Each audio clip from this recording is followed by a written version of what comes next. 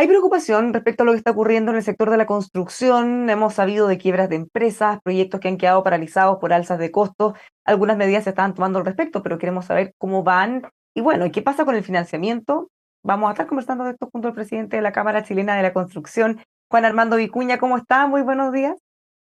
Hola Bárbara, muy buenos días, gracias por la invitación. Pero hay hartos temas dando vuelta, pero de los últimos, respecto al financiamiento, que es un problema que viene arrastrando la industria hace algún tiempo. Ayer el ministro Montes culpaba a la banca de esta falta de financiamiento. ¿Está de acuerdo con el ministro? Bueno, yo creo que el ministro tiene un punto que efectivamente la banca ha ido cerrando financiamiento a los proyectos y a las personas también para que compren su vivienda.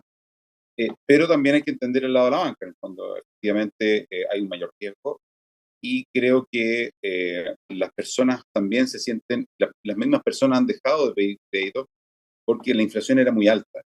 Entonces, acordémonos que el componente de los, por ejemplo, los créditos hipotecarios, teníamos una componente de la tasa y la otra componente es la inflación. Por lo tanto, con una inflación muy grande que tuvimos el año pasado, que es cerca del 12%, 13%, eh, eh, la tasa, más la tasa de un 4 o 5%, esa suma, somos 18, qué sé yo, eso 17, eso es inalcanzable para cualquier persona, que te está representando el valor de tu cuota, un 17% al año es muchísimo y no es posible de abordar. Por lo tanto, creo que con la baja de la inflación hemos visto hoy día que ha ido comenzando un dinamismo nuevamente en la venta de vivienda, por lo cual estamos bastante contentos.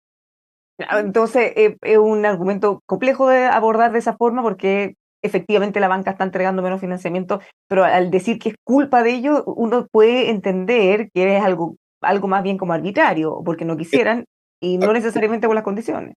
Sí, esto es un tema multifactorial. Yo creo que no solamente la banca, la banca tiene que prestar de forma segura también, no puede prestar a cualquier persona, tiene que efectivamente evaluar los riesgos, porque acordémonos que la banca eh, usa plata de personas que depositan en ella y ellos tienen que ser los garantes de cuidar ese dinero. Por lo tanto, no puede prestar a cualquier persona. Entonces, ellos también están haciendo su trabajo de prestar de forma correcta. ¿Ya? Ya, en Lo este que caso, sí, ¿Mm? sí. Lo que sí es importante que no todos estamos en el mismo saco, en el fondo. Creo que hay distintos riesgos, hay empresas que están más o menos, hay empresas que están bien y hay empresas que están bastante bien. Entonces, hay que hacer una distinción de esas empresas para ir prestándole a las personas también, a la empresa y también a las personas. Hay personas que están con un empleo estable, que han estado cumpliendo sus deudas, por lo tanto esas personas también son susceptibles a poder ser financiadas. Eso es lo importante, ir viendo caso a caso para poder ver el tema de poder prestarle a las personas y a las empresas que estén en una buena condición para poder después ir bajando su umbral y que efectivamente las personas las personas puedan acceder a la vivienda y nosotros podamos acceder como empresarios a financiamiento para nuevos proyectos. Sí, el problema ahí es que hay un tema como un círculo vicioso, porque a la medida que hay empresas grandes que tienen una buena o gran espalda financiera, claro, funciona, pero en el caso de las pequeñas que tienen algunos proyectos que son puntuales, ya no tienen espalda, los costos han subido mucho, más encima le cuesta conseguir financiamiento, entonces eso puede explicar, me imagino, parte de las quiebras que hemos visto, aunque de empresas no tan caras, algunas bien grandes. Sí, lamentablemente tenemos empresas no pequeñas que han sufrido. Yo diría que esta crisis que estamos viviendo, yo creo que está bastante más avanzada ya. eh, eh, ¿Cómo se llama? Afecta a todos, a empresas grandes, medianas y pequeñas. Y aquí lo importante es que las empresas eh, grandes, pequeñas y medianas, eh, ¿cómo se llama? Hay que ver la situación financiera de cada una de ellas. Por eso llamo a que se haga un análisis de cada una de esas empresas, porque hay empresas pequeñas que están en una buena situación, que no están con problemas financieros, medianas lo mismo y grandes también. Entonces, hay que ir distinguiendo cuáles están en una situación más compleja y cuáles están en una situación más favorable para poder, con esas empresas, inyectar nuevamente capital para poder generar y echar a andar nuevamente la máquina. Ahora, ya podemos ver, entonces la situación económica compleja no tiene que ver con el tamaño de la empresa, quizás sí con el tipo de proyectos que desarrollan. ¿Hay algunos que estén más complicados que otros? No, yo diría que hoy día vivienda estamos viendo que está nuevamente retomando el ritmo. se están viendo números positivos, ya vamos a salir con eso próximamente, pero vemos, y bueno, y el Ministerio de Vivienda también nos apoyó bastante a las empresas para poder sacar adelante los proyectos de vivienda social que son tan importantes, pero tenemos un rezago importante en obras públicas. Vemos que los proyectos de obras públicas no están saliendo, los reajustes que se comprometieron han sido en un porcentaje muy pequeño hechos, eh, menos de un 25% de los reajustes comprometidos se han realizado. Por lo tanto, todavía ahí tenemos una burocracia, un tema de lentitud por parte del Estado importante que tiene que ¿cómo se llama? Retomar el ritmo y poner la urgencia necesaria, porque, a ver, si aquí al final no es la empresa la damnificada, es la empresa, puede ser, pero aquí hay personas detrás, hay personas que están esperando el CESFAM, hay personas que están esperando la carretera, el camino, la pavimentación, la infraestructura necesaria para que ellos tengan una mejor calidad de vida. Un hospital, hoy día tenemos varios hospitales detenidos por burocracia, por temas de patrimonio, que, y esas personas van a tener que esperar 3, 5 años más.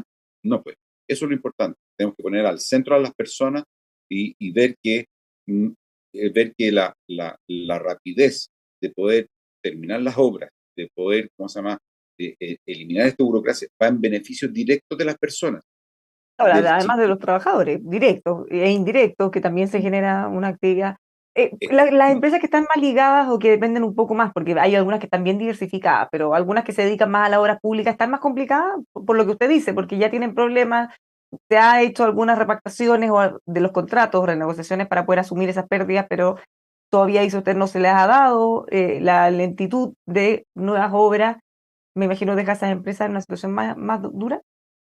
sí, hay algunas que están efectivamente más complicadas, pero yo te digo nuevamente, veamos bien caso a caso, ¿ah? Porque creo que eso es muy importante, porque hay empresas que pueden estar trabajando con el Ministerio de Obras Públicas que no estén tan a problemas, otras mucho, pero por eso es importante Depende de dividir, la obra, depende de qué y otras depende de la obras, obra, claro, claro, es depende demasiado. también quién es el mandante, porque acordémonos que el MOP también es mandatado por un tercero, como por ejemplo el MinSal, en donde hemos tenido graves problemas por parte de salud, de la aprobación de los reajustes, de poder llevar a cabo los proyectos por una lentitud interna del MinSal.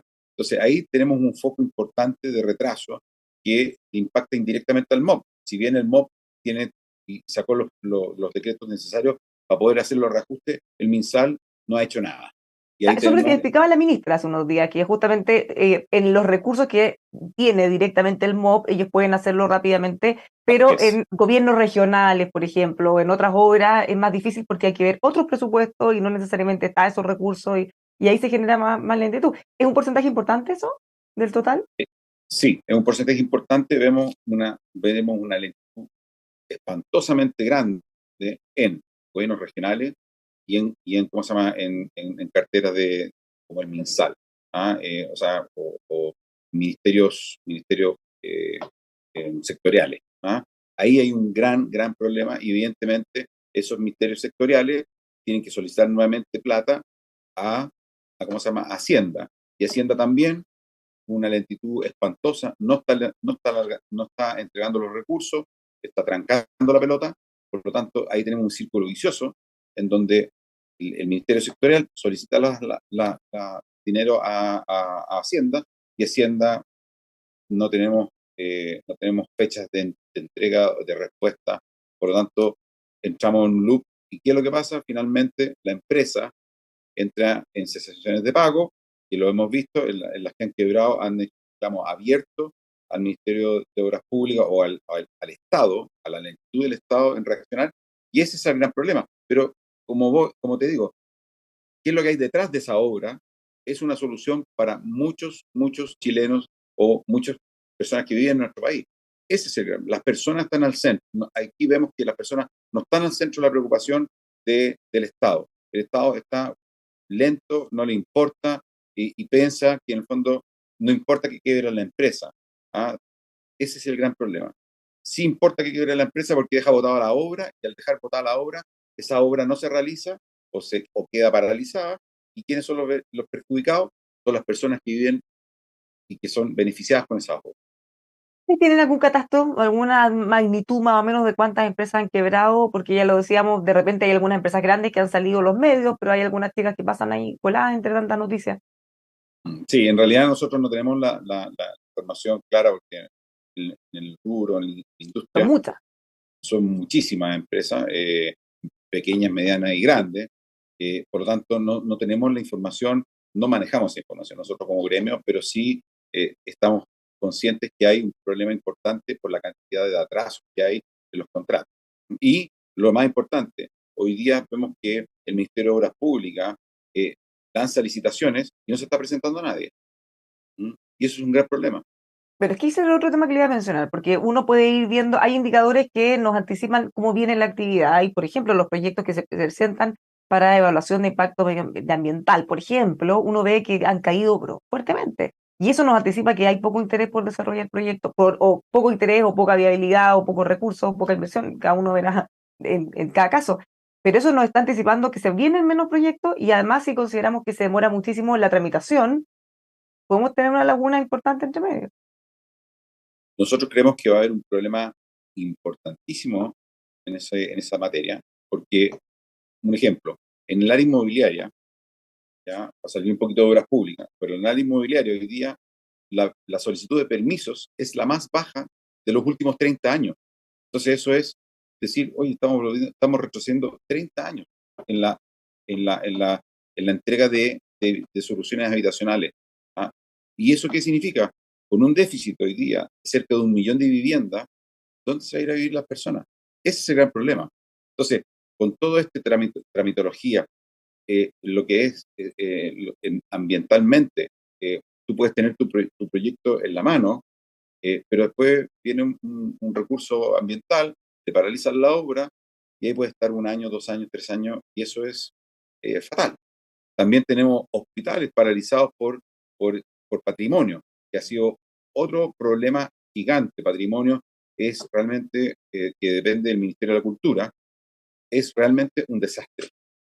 Ahí nosotros lo que tenemos es, estamos cooptados por los arqueólogos, porque se descubre alguna pieza arqueológica o Lo alguna que cosa se pudiera tener eventualmente un interés arqueológico. pudiera tener eventualmente un interés, pero estamos viendo que se están paralizando obras por sacar latas de Coca-Cola que tienen más de 50 años, o botellas de Coca-Cola, en realidad no latas, pero botellas de Coca-Cola que tienen más de 50 años, entonces se dice que es un tema arqueológico, o tazas de café que tienen 100 años, está bien, pero tú haces ese rescate, después vas a entregar ese rescate a un museo, pero los mismos museos nos dicen no hay ningún interés, ¿cómo se llama?, histórico respecto a este tema. O sea, para nosotros es basura arqueológica. Entonces, ¿qué es lo que pasa? Hoy día los arqueólogos, que son muy poquititos, cobran lo que quieren y en el fondo retrasan las obras.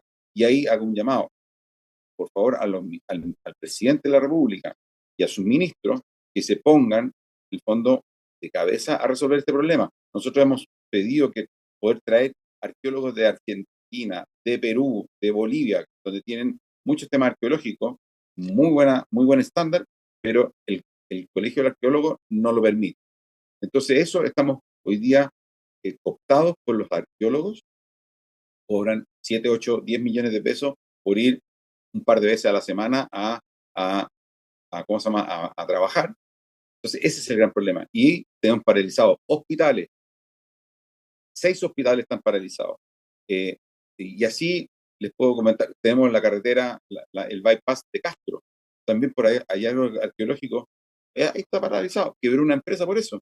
Bueno, Entonces, incluso, o sea, uno podría pensar que incluso, considerando que esos hallazgos pudieran tener un interés arqueológico, hay otro problema y es la cantidad de tiempo, porque por último, si se detuviera una obra en un periodo súper acotado, quizás sería distinto, pero puede estar para años, sin avance o años, sin que haya una resolución que diga, ok, pueden seguir. años. O sea, el sector, un ejemplo, el sector energético, ¿ya? Que hacen las líneas de transmisión, los, los, los, eh, los parques eólicos, los parques solares, qué sé yo, eh, creo que han gastado más de 500 millones de dólares en rescatar esos vestigios arqueológicos que al final quedan botados en una bodega. Entonces, ¿quién paga finalmente la cuenta de esos 500 millones de dólares de sobrecosto de un proyecto? La persona que prende la luz todos los días, nosotros. O sea, el ciudadano común y corriente finalmente termina pagando esa sobrecosto. ¿Cree Eso es que lo más falta, relevante. cree que falta esa conciencia? Porque todas las cosas que demoran, el exceso de permisos o el exceso del tiempo que se demoran en pedir los permisos, y no se trata de bajar los estándares, pero sí de hacerlo más rápido Sí, o de no replicar lo mismo que tengan que pedir en distintos lugares. Todos esos costos y las paralizaciones las van a tener que asumir, tal como dice usted, el cliente de la luz, el que se atiende en algún lugar, el que compra un departamento. ¿No hay conciencia de eso por parte, no de este gobierno, sino más bien del Estado en general, porque este es un tema que se viene arrastrando hace tiempo? no, no hay conciencia. Cero, cero. Por eso yo, por eso yo hago un llamado a que pongamos a las personas al centro de nuestro trabajo. A las personas tenemos que ponerlas al centro del Estado, ¿ah? A la solución del Estado. No puede ser que tengamos más de 1 millón de personas o 1 millón de viviendas de necesidad, ya, de déficit, ¿ah? Que imagínate, son, asumiendo que son 3 4 personas por vivienda, tenemos 3,5 4 millones de personas sin vivienda. Entonces, no, mira, voy a tramitar el permiso para allá o el otro permiso para acá. Eso significa que es burocracia. Y eso significa que la persona va a pasar 1, 2, 3 inviernos más sin un techo adecuado para poder resolver sus problemas de vivienda, con pasando frío, y los niños no pueden hacer sus tareas, hacinados. Ese es el gran problema. Pero no hay una conciencia real respecto del impacto que, ¿cómo se llama?, está produciendo el tema de la tramitología, ¿cómo se llama?, de resolver los temas de forma urgente. Por eso nosotros, como Cámara Chilena de la Construcción, estamos disponibles para poder trabajar junto a las autoridades para resolver estos problemas. Nosotros no queremos saltarnos en la fila, ni queremos hacer temas, saltarnos en los temas ambientales, ni por nada. O, pero sí queremos, en el fondo, que esto tenga plazos cortos, eh, soluciones rápidas, que estén al estándar adecuado, pero no puede ser porque un tema ideológico queramos parar un proyecto, como el de Ñuñoa, por ejemplo, y por eso, por un tema ideológico, vamos a parar este proyecto. ¿Y qué es lo que pasa? Echan a 1.500 personas de su trabajo, se paraliza la obra, y después la resolución que saca ¿cómo se llama?, la justicia les da el vamos porque están con todos los permisos adecuados. Ese es el gran problema. Y nadie paga la cuenta. Pero Aquí es que, salen claro, si todos. uno piensa el costo del costo, el alza, el costo de la mano de trabajo, el alza de energía, los materiales de construcción, todo este tema que hablamos de los permisos, los terrenos, claro, después nos quejamos todos que los precios son muy, muy altos, pero hay harto de eso que se podría evitar, pensando que la Por gente pueda supuesto, acceder a su vivienda.